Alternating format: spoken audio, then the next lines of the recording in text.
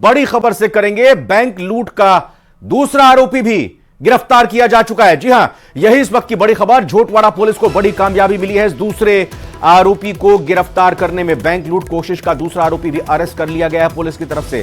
पहले आरोपी को तो भीड़ ने पकड़ लिया था। बदमाशों ने बैंक के कैशियर को लूट की वारदात को अंजाम देते हुए गोली मारी थी। यह देखिए, सीसीटीवी फुटेज भी सामने आई है। कैसे बेतरतीब तरीके से मुंह पर कपड़ा लपेटे हुए यह आरोपी भागता हुआ दिखाई दे रहा है। पहले आरोपी को भीड़ ने पकड़ लिया था और पुलिस ने तत्परता दिखाते हुए दूसरे बैंक लूट के आरोपी को भी पकड़ने में कामयाबी पाई है। झोटवाड़ा पुलिस को बड़ी कामयाबी मिली है। और ये देखिए कैसे ये लगातार भागते हुए दिखाई दे रहा है आरोपी। सीसीटीवी फुटेज में हाथों में इसने कुछ सामान पकड़ा हुआ है और साथ ही साथ ये देखिए मुंह पर कपड़ा लपेटे हुए ये भागते हुए दिखाई दे रहा है। और लोगों की कोशिश और सूझबूझ के साथ ही हिम्मत की बदौलत एक आरोपी तो पहले ही पकड़ा गया था और दूसरे आरोपी को पुलिस ने पकड़ लिया है। आपको बता दें कि जब इस लूट की वारदात को अंजाम दिया गया तब कैशियर को भी गोली मारी थी। और ये स्निफर डॉग जो पुलिस दस्ते का एक अहम हिस्सा होते हैं इस तरह की वारदात में आरोपी को पकड़ने के लिए, ये कुत्ते को लेकर, इस डॉग को लेकर, इस स्निफर डॉग को लेकर ये पुलिस के ट्रेंड अधिकारी कैसे कैसे आगे बढ़ रहे हैं। और ये पूरा रास्ता जहां से दूसरा आरोपी फरार हो गया था, भागा था, इस स्निफर डॉग ने बहुत मदद की है। ये पूरा ऑपरेशन चलाया गया क्योंकि एक आरोपी को तो गिरफ्तार कर लिया गया था बैंक लूट के आरोपी को भीड़ की तरफ से, और दूसरे आरोपी को पकड़ने के लिए स्निफर डॉग की मदद ली गई और उसकी ये मदद कारगर साबित हुई और दूसरा आरोपी भी पकड़ा जा चुका है। तो बैंक लूट की ये वारदात जिस तरीके से अंजाम दी गई, सवाल तो उठने लाजमी थे। अच्छा, भरत मीणा नाम है इसका। ये तस्वीर दिख रही है, ये बैंक लूट का आरोपी है जिसे पुलिस ने पकड़ने में कामयाबी पाई है। आप ये भी देख सकते हैं, ये कुछ कपड़ा इसने गर्दन में लपेटा हुआ है और जाहिर तौर पर जब ये बैंक लूट की वारदात को अंजाम देने गया होगा तो इसने कपड़े को मुंह पर लपेटकर अपनी पहचान छिपाने की कोशिश की होगी। लेकिन अब ये पुलिस की गिरफ्त में आ चुका है। एक्सक्लूसिव तस्वीरें, यही वो चेहरा, यही वो आरोपी जो कि बैंक लूट की वारदात को अंजाम देते हुए पुलिस के हत्थे चढ़ा है। ज्यादा वक्त नहीं बीता, बैंक लूट की वारदात के चंद ही घंटों के बाद पुलिस ने यह बड़ी कामयाबी हासिल की और ये लोगों को भी एक तरह से कहें कि शाबाशी देनी होगी जिन्होंने हिम्मत दिखाते हुए एक भाग रहे आरोपी को पकड़ लिया और फिर उसके बाद दूसरे आरोपी को पकड़ने में भी पुलिस को कामयाबी मिली। तस्वीरें इस वक्त आपके सामने हैं। देखिए किस तरह से चेहरे की रंगत उड़ी हुई है, हवाइयां उड़ी हुई हैं, क्योंकि अब तो पुलिस के हत्थे चढ़ चुका है। सोचा था कि बैंक लूट की वारदात को अंजाम सफलतापूर्वक दे देंगे, लेकिन स्थानीय लोगों की मदद, होशियारी, सूझबूझ, हिम्मत और पुलिस ने तुरंत एक्शन लिया, क्योंकि पुलिस के लिए चुनौती राजधानी में जिस तरीके से इसको अंजाम दिया गया। कुछ और तस्वीरें आई हैं सामने। ये जब ये पहले आरोपी को जब भीड़ ने पकड़ा था, जब पहले आरोपी को पकड़ा था, उस वक्त की तस्वीरें हैं, क्योंकि दो लोग ये आए थे बैंक लूट की वारदात को अंजाम देने के लिए और पुलिस क्योंकि भीड़ के हत्थे चढ़ा था, वो बड़ी आप देख सकते हैं एक्सक्लूसिव तस्वीरें भी कि बैंक से इस वारदात को अंजाम देने के बाद जब भाग रहा था आरोपी तो देखिए किस तरीके से बड़ी भीड़ वहां पर संख्या में लोगों की सामने आई और उन लोगों ने इस एक आरोपी को पकड़ा, दूसरे आरोपी को पुलिस ने पकड़ा। बहुत ज्यादा संख्या में भीड़ वहां पर थी और कुछ धक्का मुक्की भी हो रही थी और जाहिर तौर पर लोगों में आक्रोश था। और पुलिस के जवान कैसे बीच में इस आरोपी को अपनी गिरफ्त में लेने के लिए घुस जाते हैं, क्योंकि भीड़ बड़ी आक्रोशित थी, भीड़ बड़ी गुस्से में थी और कहीं भीड़ कुछ ऐसा ना कर दे जो कहीं से भी सही नहीं ठहराया जा सकता है। क्योंकि भीड़ ने ये तो दिखाया तत्परता दिखाते हुए कि उस आरोपी को पकड़ लिया, लेकिन फिर हिंसा करते हुए इसको इतना ना पीट दे या इसको पीट कर इसको इतना घायल ना कर दे कि जानलेवा ये आरोपी के लिए साबित हो। इसलिए पुलिस का काम था, पुलिस ने बीच में एंटर करते हुए देखिए पुलिस के 5-6 जवान एक साथ भीड़ के अंदर घुसते हैं, आरोपी को पकड़ते हैं, लोगों को समझाते बुझाते हैं कि हम अब इसको अपनी कस्टडी में ले रहे हैं, हम इसको पकड़ रहे हैं, आपने अपना काम बेहतरीन तरीके से किया। एक समझदार और जिम्मेदार नागरिक का सभी ने परिचय दिया। उसके बाद भीड़ की तरफ से अपने कब्जे में ले लिया जाता है पुलिस की तरफ से इस आरोपी को और फिर इस आरोपी को पकड़ने के बाद थोड़ा बहुत इससे पूछताछ की होगी और फिर ऑपरेशन शुरू होता है दूसरे आरोपी को पकड़ने का। तो आज बड़ी वारदात सुबह सुबह जयपुर में होती है और उसके बाद फिर तुरंत 2 आरोपी एक के बाद एक पकड़े जाते हैं।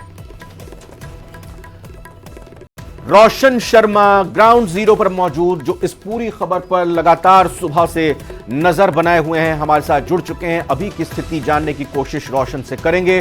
तो रोशन, पहली बात यह कि पहला आरोपी लोगों ने पकड़ लिया, दूसरे आरोपी को भी पकड़ लिया गया है। स्निफर डॉग की मदद काफी कारगर साबित हुई। जी बिल्कुल, देखिए पुलिस को बड़ी कामयाबी मिली है यहाँ पर। जिस तरीके से सुबह जो डकैती को यहाँ पर अंजाम देने की योजना बनाई गई थी, उसमें पुलिस को कहीं ना कहीं कहा जा सकता है कि कामयाबी मिली है। ये दोनों जो आरोपी हैं कोटपुतली के यहाँ पर बताया जा रहा है कि जो बैरोड के पास में कोटपुतली इलाका है वहां के बताया जा रहा है। इनका जो नाम है वो भी ये बताया जा रहा है कि मनोज मीणा और भरत मीणा, ये जो दोनों युवक हैं ये आपस में रिश्तेदार यहाँ पर बताए यहाँ पर जा रहे हैं। ये योजना बनाते हुए यहाँ पर जो पंजाब नेशनल बैंक आप ठीक मेरे पीछे देख रहे हैं, इसकी ब्रांच में यहाँ पर डकैती करने के यहाँ पर उद्देश्य से यहाँ पर आए थे। आप यहाँ पर देख सकते हैं, यही वो जगह है जब यहाँ से जो दोनों आरोपी जब यहाँ से भगने की कोशिश कर रहे थे। तो रोशन, थोड़ा कोशिश कीजिएगा अपनी जान का। हाँ बिल्कुल, ये अगर अंदर जांच चल रही होगी, चूंकि अंदर जाने तो नहीं दिया जाएगा, लेकिन फिर भी कैमरा पर्सन साथी से कहिएगा कि जहां की तस्वीरें भी लाइव दिखाएं जो इस वक्त यहां पर जांच चल रही है। रोशन, जानकारी देते रहिए।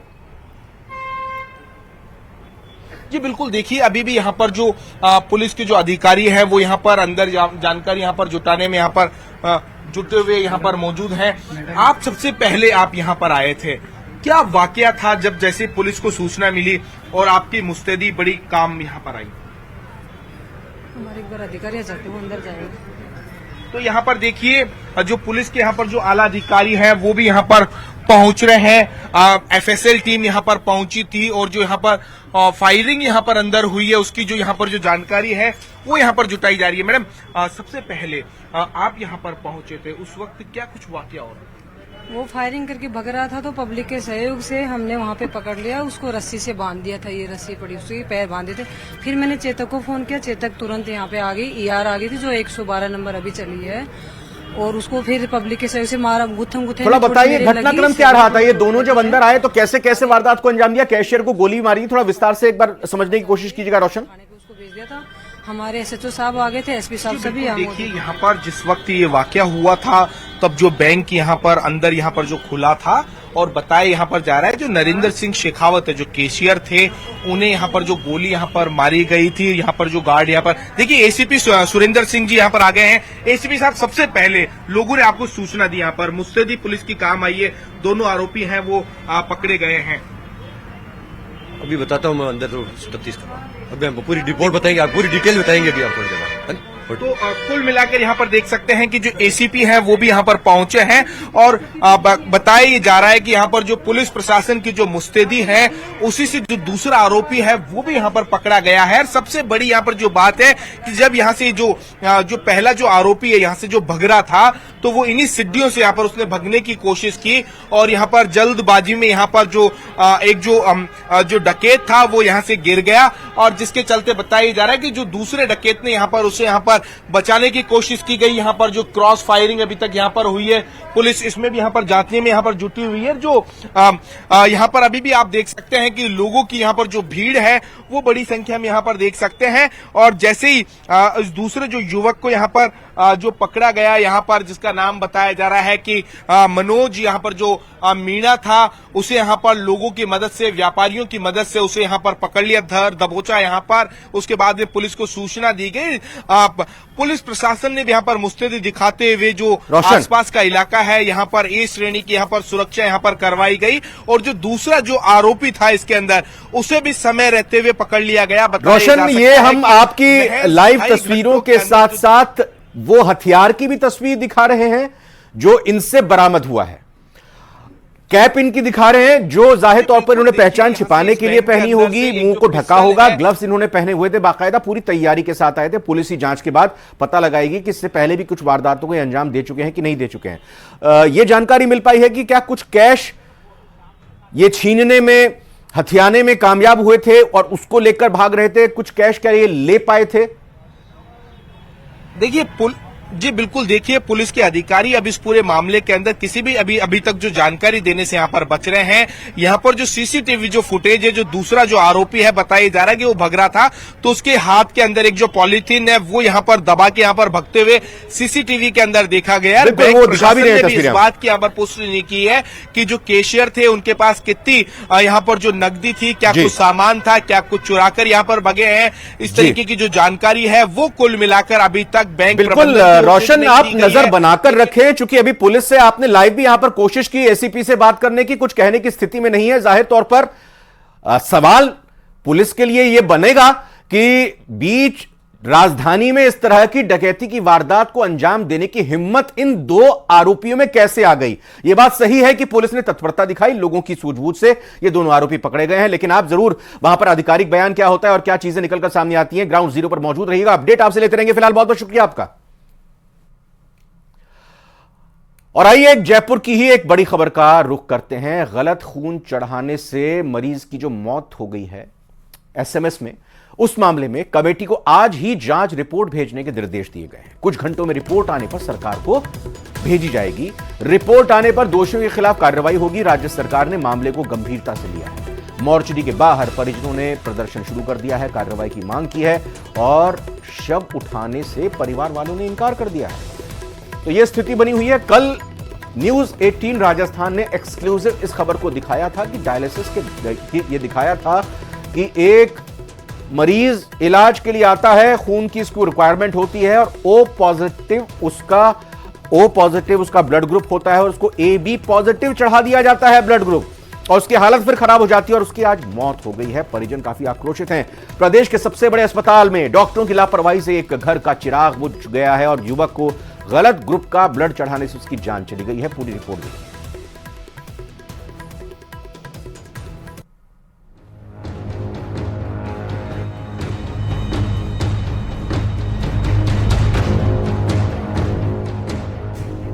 डॉक्टरों की लापरवाही ने ली जान। दुर्घटना में बचा लेकिन इलाज में चली गई जान।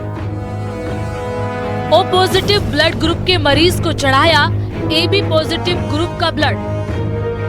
जिन पर थी जान बचाने की जिम्मेदारी, उन्होंने ही ले ली जान।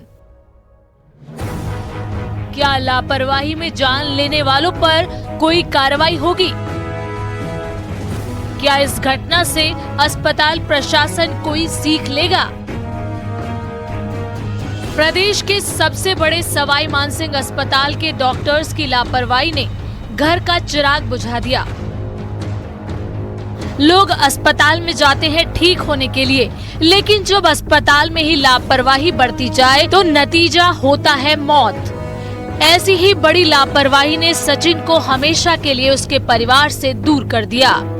बांदीकुई के रहने वाले सचिन का 12 फरवरी को कोटपुतली के पास एक्सीडेंट हो गया था, जिसके बाद परिजनों ने सचिन को SMS अस्पताल के ट्रॉमा सेंटर में भर्ती कराया। लेकिन परिजनों को क्या पता था कि सचिन लौटेगा तो सही, लेकिन कफन में। सचिन की मौत की खबर के साथ ही घर में कोहराम मच गया है, लेकिन अस्पताल ने अपनी इस गलती को मानने के बजाय इस पर पर्दा डालने की कोशिश की। परिजनों को सुनिए जरा। सैंपल चेक करवाए और ब्लड लेने के लिए, तो उसका ब्लड ग्रुप O पॉजिटिव निकला। तो इस वजह से उनके लीवर किडनी वगैरह सब फेल हो गए। इस चीज़ का हमको डॉक्टर ने भी नहीं बताया कि ये किस कारण से इसके लीवर किडनी काम करना फेल हुए हैं। इस चीज़ का पता हमको 15 तारीख को शाम को लगा, जब उनका फर्स्ट डायलिसिस किया गया। सुना आपने, पीड़ित परिवार को इस बात की जानकारी ही नहीं थी कि उनके मरीज का ब्लड ग्रुप O पॉजिटिव है। इलाज के दौरान डॉक्टरों ने इन्हें ब्लड लाने की जो भी पर्ची थमाई, वही ब्लड वो ब्लड बैंक से ले आए। लेकिन पता तब चला जब मरीज की तबीयत खराब होने पर डायलिसिस की गई। पीड़ित परिवार का आरोप है कि उनके मरीज के साथ इतना कुछ हो गया, लेकिन उनसे ये बात अस्पताल ने छिपा कर रखी। 8 बजे बाहर निकाला गया कि बोले, फिर तो बाद में फोन कर रहे हैं कि थोड़ी कंटिन्यू तबीयत नाजुक है, उनको किसी को भेजिए। हमने इनसे बड़े वाले भैया को भेजा तो वो बोल रहे हैं कि वो तो थोड़ी देर में खत्म हो गई, इनकी अभी आईसीयू खत्म हो गई, ये हो गया वो हो गया, सब उन्होंने बता के लास्ट में 9:30 बजे तो बोल दिया कि डेथ है। ऐसे कैसे हो सकता है डेथ है, क्योंकि उन्होंने रात को 8:30 बजे बेहोशी का इंजेक्शन लगाया था उन्होंने। उसके बाद में उन्होंने उनकी बॉडी कोई रिएक्टिव नहीं हुआ, ने उससे पहले वो हाथों को हिला भी रहे थे, सब कुछ कर रहे थे, पर रात को जो हुआ उनको पता नहीं उन्होंने किस लिए वो दिया था, क्यों नहीं दिया था। फिर जब स्थिति खराब हुई तब हम क्या करते साहब, क्योंकि इनका तो प्लांट मर्डर है। अब दोषी को सजा तो मिले, पता नहीं कितने लोगों के साथ किया है ऐसा। मामले का खुलासा होने के बाद अस्पताल प्रशासन पर जब लापरवाही के आरोप लगे तो एक जांच कमेटी गठित कर दी गई। साथ ही पीड़ित के इलाज के लिए एक मेडिकल बोर्ड का गठन किया गया, लेकिन मरीज की हालत सुधरने के बजाय लगातार बिगड़ती गई और उसने शुक्रवार सुबह आखिरी सांस ली। अब तक की जांच में ये भी सामने आया है कि ट्रॉमा सेंटर में मरीज का सैंपल और सभी काम नर्सिंग स्टाफ को करने थे, लेकिन वहां के वार्ड बॉय ने ये काम किया और बड़ी गलती हो गई। ऐसे में सवाल ये उठता है कि ब्लड ग्रुप चेक हुआ तो ब्लड बैंक से दूसरे ग्रुप का खून कैसे आया? क्या ब्लड के पैकेट पर नहीं लिखा था ब्लड ग्रुप? ब्लड चढ़ाने वालों ने क्यों नहीं देखा चढ़ाए जाने वाले ब्लड का ग्रुप? अगर इन बातों का ध्यान रखा जाता तो शायद युवक की जिंदगी बच जाती। देखिए, इसमें दो तरह से इस पे अप्रोच किया गया था इस प्रॉब्लम को। डेफिनेटली ये बहुत चिंता का विषय था सारे प्रशासन के लिए भी, अस्पताल और कॉलेज महाविद्यालय के स्तर पे भी। तो जहाँ तक ट्रीटमेंट का सवाल था, उसकी एक पूरी एक्सपर्ट की टीम थी, उस पर पूरा प्रयास किया गया, पर जैसा अभी पता लगा कि सुबह उस मरीज को नहीं हम बचा पाए। ये डेफिनेटली बहुत दुखद घटना है और हम शुभ भी हैं और इस बात से बड़ा दुख भी हो रहा है। मुख्यमंत्री ने शपथ लेने के बाद सबसे पहले एसएमएस अस्पताल का ही औचक निरीक्षण किया था और अस्पताल प्रशासन से खामियों को दूर करने के निर्देश दिए थे। लेकिन अस्पताल में युवक की मौत के बाद लगता है कि अस्पताल प्रशासन पर कोई असर नहीं पड़ा और लापरवाही का आलम लगातार जारी है। जयपुर से न्यूज़ 18 के लिए सौरभ गृहस्थी के साथ ब्यूरो रिपोर्ट।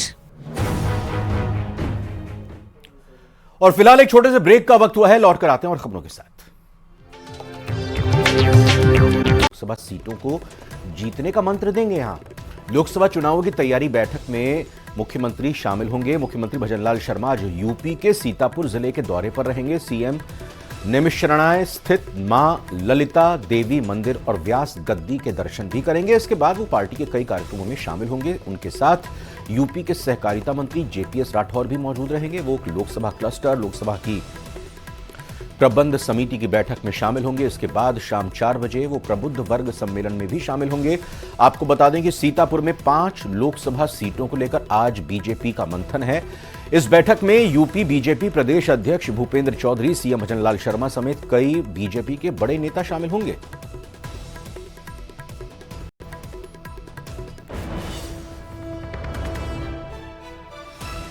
तो बीजेपी का मिशन 370, जिसमें हर बीजेपी का नेता, कार्यकर्ता, मुख्यमंत्री सभी जुटे हुए हैं और इसी कड़ी में राजस्थान के मुख्यमंत्री भजनलाल शर्मा उत्तर प्रदेश के दौरे पर आए हैं और यहां उनकी महत्वपूर्ण बैठकें होने वाली हैं। लोकसभा सीटों को बीजेपी की लिए जिताने में सीतापुर क्लस्टर में वो क्या योगदान दे सकते हैं।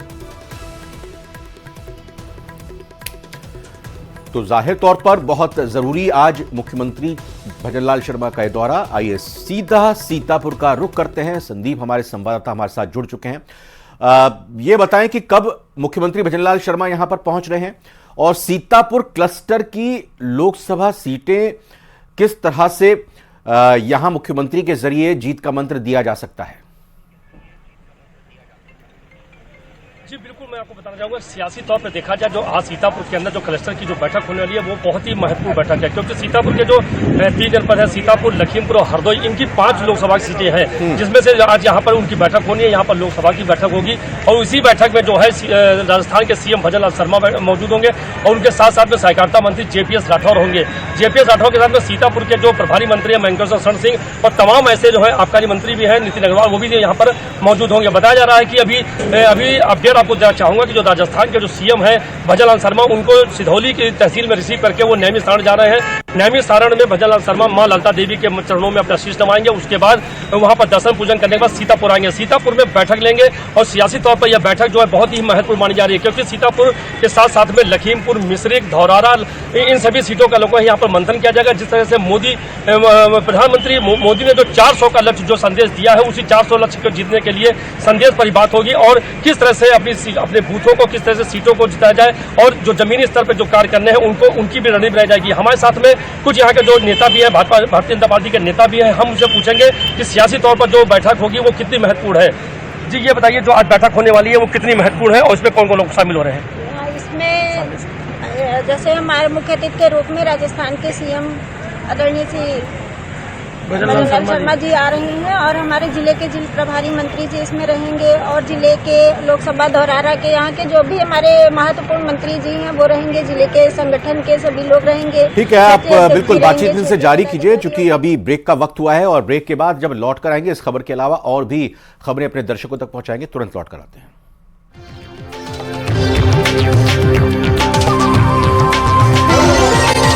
हवाले से एक बड़ी खबर आ रही है, 13 मार्च के बाद हो सकता है लोकसभा चुनाव का ऐलान। तो बड़ी खबर, 2024 लोकसभा चुनाव का ऐलान 13 मार्च के बाद हो सकता है, कभी भी 13 मार्च के बाद हो सकता है। यह खबर सूत्रों के हवाले से आ रही है। तो बड़ी खबर इस वक्त की आपको बता रहे हैं, 13 मार्च के बाद लोकसभा चुनाव का ऐलान हो सकता है। 7 और 8 चरणों में होगा मतदान, यानी पूरे देश में लोकसभा सीटों के लिए चुनाव होगा। 7 से 8 चरणों में यह चुनाव हो सकता है और बेहद महत्वपूर्ण इस बार के लोकसभा चुनाव 2024 और ये 13 मार्च के बाद कभी भी चुनाव आयोग की तरफ से इलेक्शन को लेकर घोषणा की जा सकती है। ये बड़ी खबर इस वक्त आपको बता रहे हैं, 13 मार्च के बाद लोकसभा चुनावों का ऐलान हो सकता है और इसी संबंध में बड़ी जानकारी आपके पास आ रही है। विनीत हमारे संवाददाता जुड़ चुके हैं हमारे साथ। तो विनीत, बस तारीखों का ऐलान 13 मार्च के बाद कभी भी हो सकता है और 7-8 चरणों में मतदान होगा, यही खबर?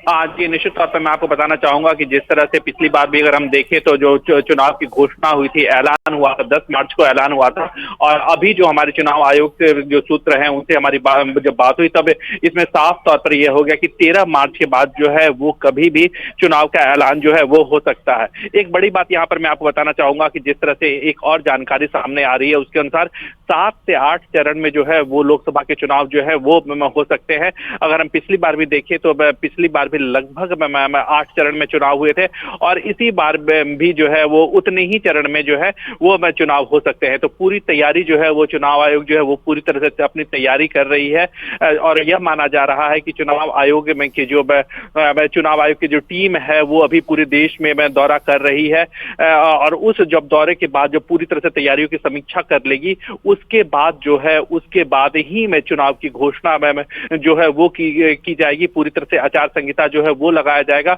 तो पूरी तरह से चुनाव आयोग जो है वो अपनी तैयारी कर रही है, समीक्षा बैठकें जो है वो राज्यवार में कर रही है और ये जब बैठकें खत्म हो जाएंगी उसके बाद जो है वो चुनाव आचार संहिता की घोषणा जो है वो की जाएगी। चुनाव की प्रक्रिया जो है वो शुरू हो जाएगी और यह माना जा रहा है कि 13 तारीख के बाद जो है वो आचार संहिता में लगाया जा सकता है, चुनाव की प्रक्रिया जो है वो शुरू हो सकती है। जी और बिल्कुल जाहिर तौर पर अगर मार्च में 13 मार्च के बाद अगर ऐलान होता है तो वही मानकर चला जाए कि अप्रैल 15 के बाद ये हो सकते हैं चुनाव का पहला चरण और करीब 1.5 महीने के आसपास ये रहेगा और मई तक रिजल्ट आ जाएगा, यही माने? जी निश्चित तौर पर यह माना जा सकता है कि अप्रैल में 10 तारीख के बाद जो है वो चुनाव का पहला चरण जो है वो आ सकता है। और जिस तरह से अगर हम देखें जो अभी 17वीं लोकसभा का कार्यकाल है वो मई के आखिरी में खत्म हो जाएगा, तो उसके पहले ही जो है वो चुनाव आयोग जो है वो चुनाव की प्रक्रिया जो है वो पूरी कर लेगी। तो पूरी तरह से मैं इन सभी चीजों को ध्यान में रख करके चुनाव आयोग जो है वो मैं तैयारी कर रही है। साथ ही साथ मैं जिस तरह से इन कुछ चीजों का भी मैं ध्यान रखा जाएगा, जिस तरह से हम देख रहे हैं कि एग्जाम्स हैं, जो हालांकि जो बोर्ड के एग्जाम है वो शुरू हो गए हैं, लेकिन कई राज्यों में भी इसके एग्जाम है, तो इन सब चीजों को भी ध्यान में रखा जा रहा है। एक और बड़ी बात यहाँ पर मैं आपको बताना चाह रहा हूँ कि जो होली है वो 25 मार्च में को है, तो इन सब चीजों का भी ध्यान रखा जाएगा कि जो पर्व में है, फेस्टिवल्स हैं, उसके दौरान ना हो, लेकिन क्योंकि जो सुरक्षा के जो इंतजाम होते हैं वो अलग जगह लगाए जा सकते हैं,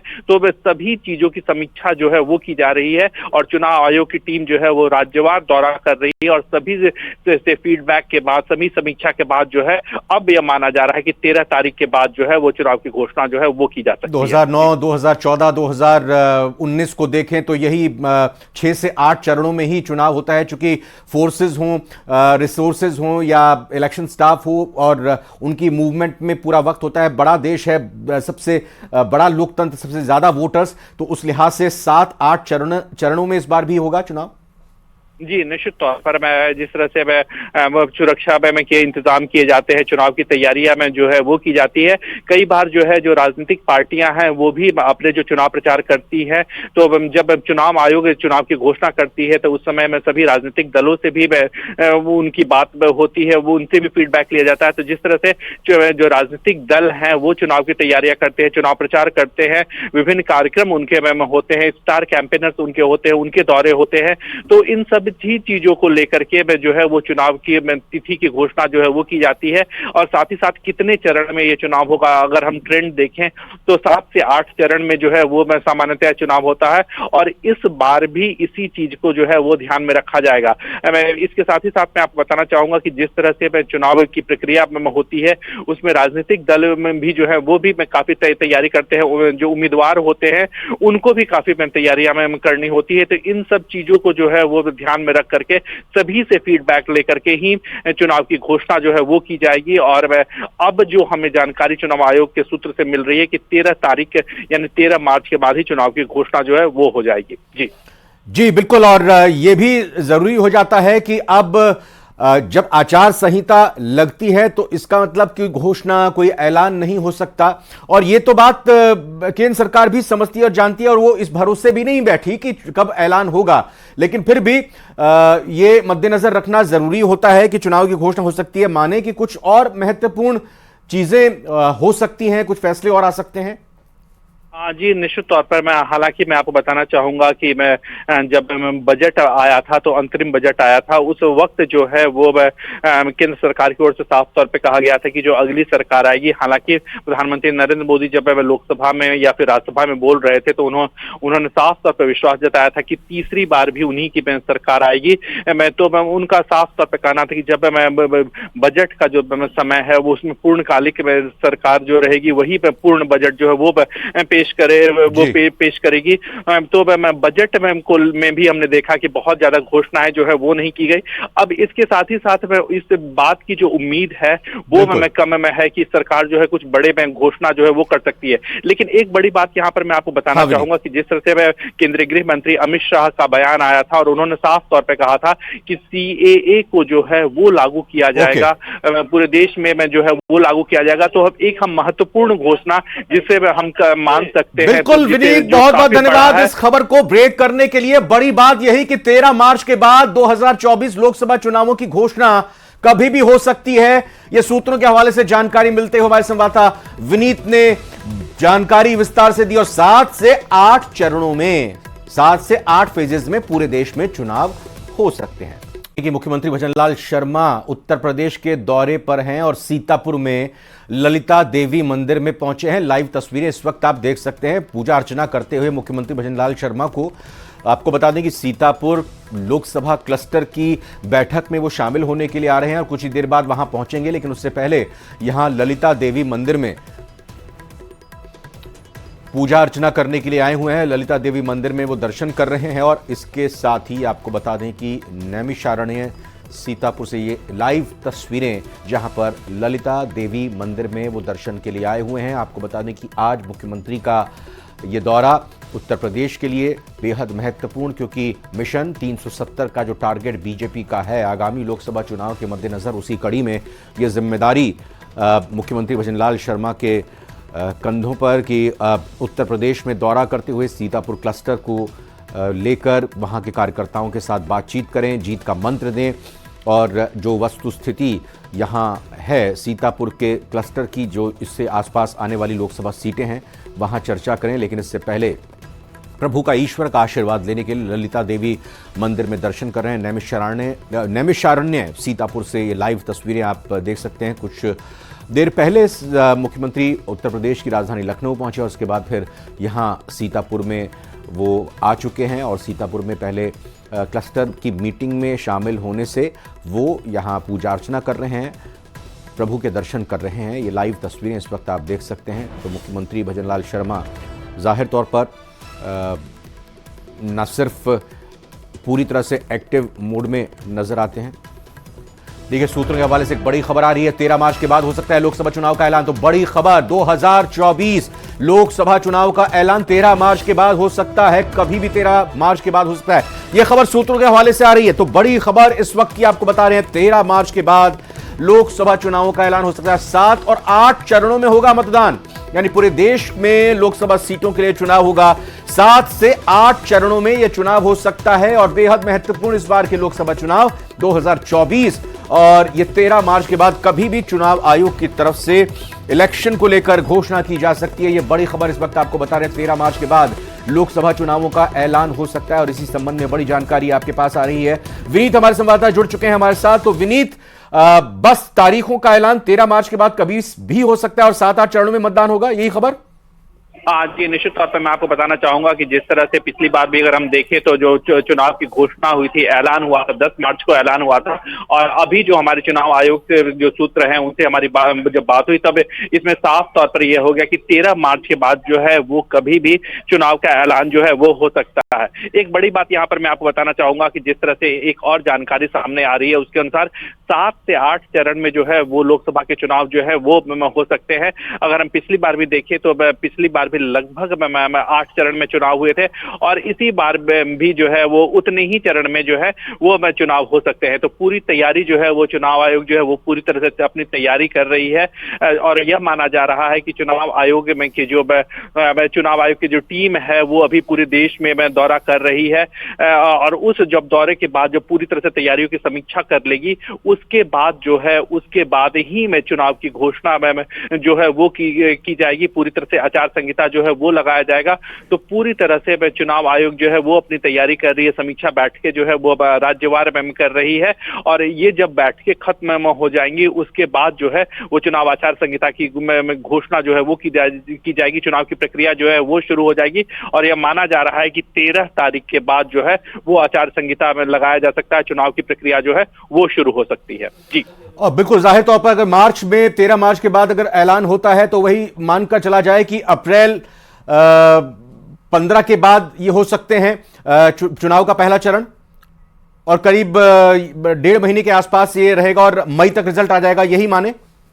जी, निश्चित तौर पर यह माना जा सकता है कि अप्रैल में 10 तारीख के बाद जो है वो चुनाव का पहला चरण जो है वो आ सकता है। और जिस तरह से अगर हम देखें जो अभी 17वीं लोकसभा का कार्यकाल है वो मई के आखिरी में खत्म हो जाएगा, तो उसके पहले ही जो है वो चुनाव आयोग जो है वो चुनाव की प्रक्रिया जो है वो पूरी कर लेगी। तो पूरी तरह से मैं इन सभी चीजों को ध्यान में रख करके चुनाव आयोग जो है वो तैयारी कर रही है। साथ ही साथ मैं जिस तरह से इन कुछ चीजों का भी ध्यान रखा जाएगा, जिस तरह से हम देख रहे हैं कि एग्जाम्स हैं जो हालांकि जो बोर्ड के एग्जाम है वो शुरू हो गए हैं लेकिन कई राज्यों में भी इसके एग्जाम है, तो इन सब चीजों को भी ध्यान में रखा जा रहा है। एक और बड़ी बात यहाँ पर मैं आपको बताना चाहूंगा कि जो होली है वो 25 मार्च में को है, तो इन सब चीजों का भी ध्यान रखा जाएगा कि जो पर्व में है फेस्टिवल्स हैं उसके दौरान ना हो, लेकिन क्योंकि जो सुरक्षा के जो इंतजाम होते हैं वो अलग जगह लगाए जा सकते हैं। तो सभी चीजों की समीक्षा जो है वो की जा रही है और चुनाव आयोग की टीम जो है वो राज्यवार दौरा कर रही है और सभी से फीडबैक के बाद सभी समीक्षा के बाद जो है अब यह माना जा रहा है कि 13 तारीख के बाद जो है वो चुनाव की घोषणा जो है वो की जा सकती है। 2009 2014, 2019 को देखें तो यही 6 से 8 चरणों में ही चुनाव होता है, चूंकि फोर्सेस हों, रिसोर्सेज हों या इलेक्शन स्टाफ हो और उनकी मूवमेंट में पूरा वक्त होता है। बड़ा देश है, सबसे बड़ा लोकतंत्र, सबसे ज्यादा वोटर्स, तो उस लिहाज से 7-8 चरणों में इस बार भी होगा चुनाव। जी, निश्चित तौर पर मैं जिस तरह से सुरक्षा में के इंतजाम किए जाते हैं, चुनाव की तैयारियां में जो है वो की जाती है। कई बार जो है जो राजनीतिक पार्टियां हैं वो भी अपने जो चुनाव प्रचार करती है, तो जब चुनाव आयोग चुनाव की घोषणा करती है तो उस समय में सभी राजनीतिक दलों से भी वो उनकी बात होती है, वो उनसे भी फीडबैक लिया जाता है। तो जिस तरह से जो राजनीतिक दल हैं वो चुनाव की तैयारियां करते हैं, चुनाव प्रचार करते हैं, विभिन्न कार्यक्रम उनके में होते हैं, स्टार कैंपेनर्स उनके होते हैं, उनके दौरे होते हैं। तो इन सब ही चीजों को लेकर के जो है वो चुनाव की तिथि की घोषणा जो है वो की जाती है। और साथ ही साथ कितने चरण में ये चुनाव होगा, अगर हम ट्रेंड देखें तो 7 से 8 चरण में जो है वो सामान्यतः चुनाव होता है, और इस बार भी इसी चीज को जो है वो ध्यान में रखा जाएगा। इसके साथ ही साथ मैं आपको बताना चाहूंगा कि जिस तरह से चुनाव की प्रक्रिया में होती है उसमें राजनीतिक दल में भी जो है वो भी काफी तैयारी करते हैं, जो उम्मीदवार होते हैं उनको भी काफी तैयारियां में करनी होती है। तो इन सब चीजों को जो है वो ध्यान में रख करके सभी से फीडबैक लेकर के ही चुनाव की घोषणा जो है वो की जाएगी। और अब जो हमें जानकारी चुनाव आयोग के सूत्र से मिल रही है कि 13 तारीख यानी 13 मार्च के बाद ही चुनाव की घोषणा जो है वो हो जाएगी। जी बिल्कुल, और ये भी जरूरी हो जाता है कि अब जब आचार संहिता लगती है तो इसका मतलब कि घोषणा, कोई ऐलान नहीं हो सकता। और ये तो बात केंद्र सरकार भी समझती है और जानती है, और वो इस भरोसे भी नहीं बैठी कि कब ऐलान होगा। लेकिन फिर भी ये मद्देनजर रखना जरूरी होता है कि चुनाव की घोषणा हो सकती है, माने कि कुछ और महत्वपूर्ण चीजें हो सकती हैं, कुछ फैसले और आ सकते हैं। जी, निश्चित तौर पर हालांकि मैं आपको बताना चाहूंगा कि जब बजट आया था, तो अंतरिम बजट आया था, उस वक्त जो है वो केंद्र सरकार की ओर से साफ तौर पे कहा गया था कि जो अगली सरकार आएगी, हालांकि प्रधानमंत्री नरेंद्र मोदी जब लोकसभा में या फिर राज्यसभा में बोल रहे थे तो उन्होंने साफ तौर पर विश्वास जताया था कि तीसरी बार भी उन्हीं की सरकार आएगी।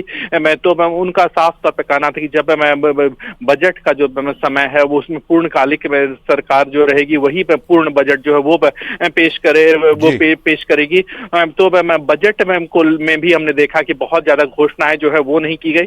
अब इसके साथ ही साथ इस बात की जो उम्मीद है वो कम में है कि सरकार जो है कुछ बड़े घोषणा जो है वो कर सकती है। लेकिन एक बड़ी बात यहाँ पर मैं आपको बताना चाहूंगा कि जिस तरह से केंद्रीय गृह मंत्री अमित शाह का बयान आया था और उन्होंने साफ तौर पर कहा था कि CAA को जो है वो लागू किया जाएगा, पूरे देश में जो है वो लागू किया जाएगा। तो एक हम महत्वपूर्ण घोषणा जिसे हम मान सकते हैं। बिल्कुल विनीत, बहुत बहुत धन्यवाद इस खबर को ब्रेक करने के लिए। बड़ी बात यही कि 13 मार्च के बाद 2024 लोकसभा चुनावों की घोषणा कभी भी हो सकती है। यह सूत्रों के हवाले से जानकारी मिलते हुए हमारे संवाददाता विनीत ने जानकारी विस्तार से दी। और 7 से 8 चरणों में 7 से 8 मदन दिलावर ने एक बार फिर से अपने विभाग के कर्मचारियों को खरी खरी चेतावनी दे दी। गुरुवार को 12 दौरे पर आए मदन दिलावर ने संस्था धर्मादा में बीजेपी कार्यकर्ताओं और आमजन को संबोधित करते हुए पंचायती राज विभाग और शिक्षा विभाग में कार्यरत शिक्षकों को साफ साफ कह दिया कि गलती बर्दाश्त नहीं की जाएगी। साथ ही चेतावनी दे डाली कि निचले कर्मचारी की गड़बड़ी के जिम्मेदार ऊपर तक के अधिकारी होंगे। पहली बार ऐसा हुआ है कि कम पढ़े लिखे आदमी को सरकार ने शिक्षा विभाग और पंचायत राज दिया है। ये पढ़े लिखे लोगों का काम है शिक्षा विभाग चलाना, और मेरे को दे दिया है। फिर भी कोशिश करो। मैंने जब शिक्षा विभाग उठा के देखा तो 3000 लोग जयपुर में ऐसे ही बैठे हैं, कोई काम नहीं कर रहे, सरकार का पैसा खजाने से जा रहा। गांव में 500 विद्यार्थी जहां हैं और 2-2 अध्यापक हैं। पुनरावृत्ति होती रहे तो निलंबित हो गए, फिर भी नहीं सुधरे तो सरकार के पास अधिकार है, साधारण भाषा में बता दो, एक लिफाफा पकड़ा देंगे, भाई साहब अपने घर जाइए, आपकी नौकरी पूरी हो गई। विद्यालय में रहते हुए या मेरी पंचायत राज में नौकरी करते हुए माताओं और बहनों को छेड़ा है, बलात्कार किया है, उनकी हत्या की है। उनकी संपत्तियों की पहचान। भरतपुर की ये बड़ी खबर आपको बताते हैं, जहां पर कांग्रेस का कार्यकर्ताओं से संवाद का कार्यक्रम चल रहा है। लोकसभा चुनावों की तैयारियों को लेकर कार्यकर्ताओं से संवाद किया जा रहा है। कार्यकर्ताओं को जीत का मंत्र दिया जा रहा है। प्रभारी सुखजिंदर सिंह रंधावा, पीसीसी अध्यक्ष गोविंद सिंह डोटासरा, नेता प्रतिपक्ष टीकाराम जूली ने कार्यकर्ताओं को जीत का मंत्र दिया। कांग्रेस नेताओं ने बीजेपी पर इस दौरान हमला बोला। राजस्थान में ब्यूरोक्रेसी हावी है, यह आरोप लगाया है गोविंद सिंह डोटासरा ने।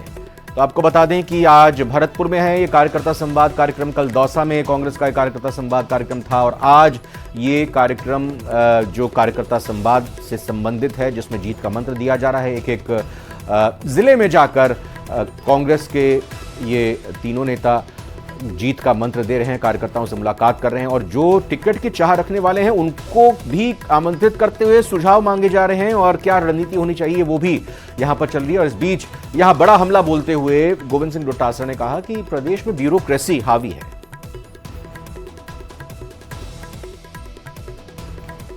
उनको ध्यान में रखते हुए इनके खिलाफ वोट देगी, कांग्रेस के पक्ष में मतदान करेगी और कांग्रेस के यहां से लोकसभा के सदस्य जीत करके जाएंगे और एनडीए सरकार का दिल्ली में खात्मा होगा और इंडिया अलायंस की सरकार वहां पर दिल्ली में बनेगी। आज ईआरसीपी की बात वो कर रहे थे, 5 साल तक ईआरसीपी लागू नहीं की और अब 3510 एमसीएम पानी मिलने वाला था, उस पानी को 2500 करा करके 2400-2500 और मुख्यमंत्री जी को बुला करके यहाँ मध्य प्रदेश के मुख्यमंत्री आए और साइन करा के दे दिए। मैं दावे के साथ कह सकता हूं ये छलावा है यहाँ के लोगों के साथ में।